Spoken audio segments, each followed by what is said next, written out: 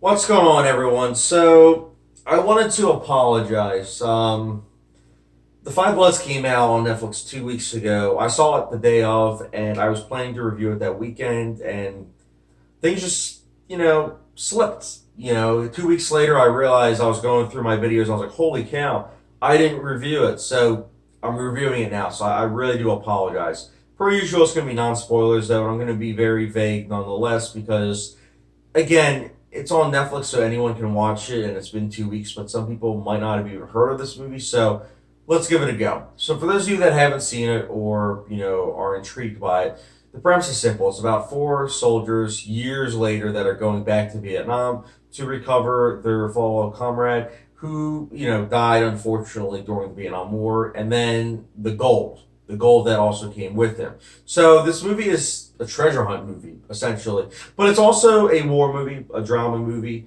many different dramas, honestly. It's kind of amazing, the fact that Spike Lee is like, hey, you know what?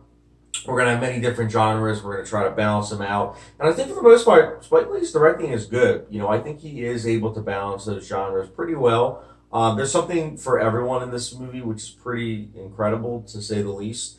I love the cinematography. The cinematography is probably my favorite thing in the movie, though, because it's beautiful. It's shot in 4K. It's very beautiful. They play around with different aspect ratios. Like, I kid you not, there's literally a scene where a motorcycle drives by, and when the motorcycle drives by, it literally takes the aspect ratio with it. So it's incredible. It's really good for the sensory of the eyes, and I couldn't believe it.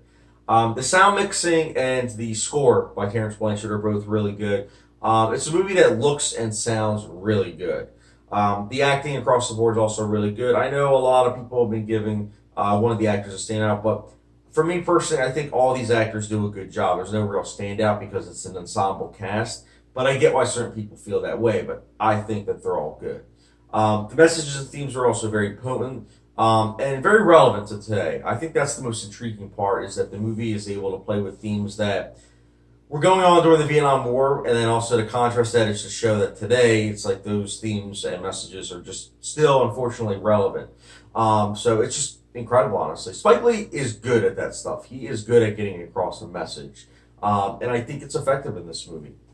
Now, I will say, as much as I love the balancing of the tones and the genres, and then obviously being well filmed and sounding great, I do have my fair share of issues. Like the biggest thing for me is the villain. I do think the villain is pretty predictable, and I know some people will be like, "Oh, well, just because someone's predictable doesn't make it bad." I agree, but I think that because they're so one-dimensional and so like cartoonish, it does take me out of the movie as a whole compared to everything else that was going on.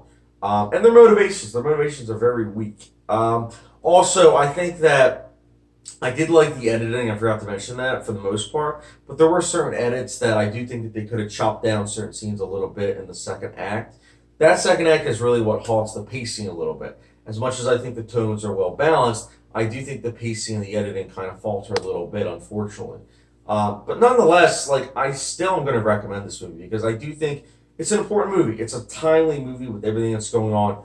A lot of people probably haven't heard of this movie because it's Spike Lee, but I would thoroughly recommend that you check this out because it is special. It's a little long, yes, it's 2 hours and 34 minutes, and it does kind of feel that length in the second act.